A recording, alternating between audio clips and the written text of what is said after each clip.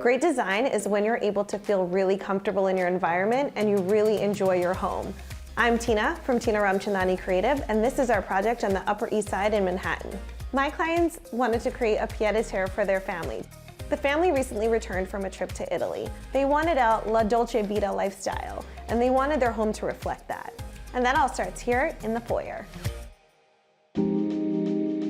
When you walk in, you see a glimpse of the interior through our custom lacquered floor mirror. You heard of a last look mirror, but this is a first look mirror, and it gives you a glimpse of what's to come. To get that La Dolce Vita vibe, we use wallpaper that mimics travertine, and it carries throughout the space.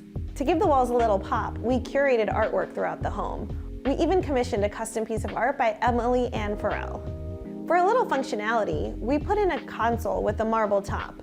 It's got a little brown in it, which mimics the Italian vibe again, and tucked under, we have this stool, which is great for taking your shoes on and off. This light fixture can be pointed in any direction, but we have it coming into the living room to draw you in. To help facilitate the entrance into the space, the rug actually transitions from one color to the next. It starts on gold on one end and ends in cream on the other. My clients love to entertain, so here in the living room, we designed this salon-style floor plan so there are multiple options to sit and chat. All the pieces that I chose are non-linear. The curves really envelop you and make you feel welcome. Because of the dynamic seating elements, we wanted to use multiple tables, so the tables can be moved to fit the seating grouping. My client is in the textiles industry, and she really wanted to personalize this space. We custom designed this rug and had it made from one of her makers in India. But there was one architectural challenge in this space, and it was the niche.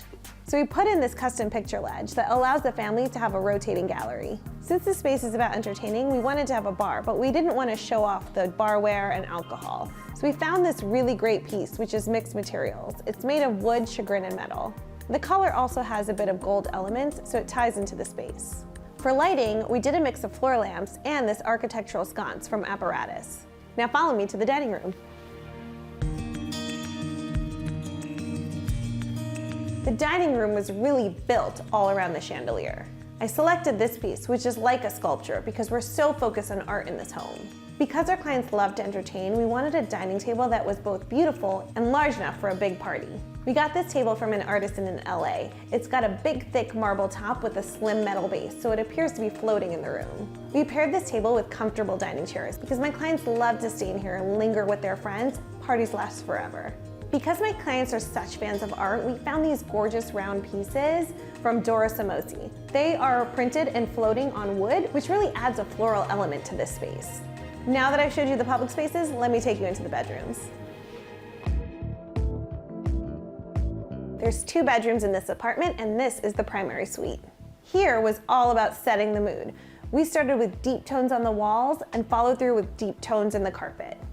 For the bed, we wanted something low and minimal, and to add a little interest, we went with pattern on the Euro pillows and the lumbar pillows. For nightlight, we added these counterbalance sconces to flank each side of the bed. I always find that mixing materials adds interest to a space, so we brought in these nightstands. It's a combination of ribbed wood and marble. And since the picture ledge worked so great in the living room, we repeated it here. It's a great place to balance the television, so it doesn't feel like it's randomly floating on the wall. In contrast to the liveliness of the rest of the apartment, this is a nice, serene place to rest your head. I hope you enjoyed my client's Upper East Side pied-à-terre with an Italian flair. See you on the next one. Well, if you love what we show you on Open House, definitely subscribe to our YouTube channel because we are adding new content all the time, and you can see more of stuff like this.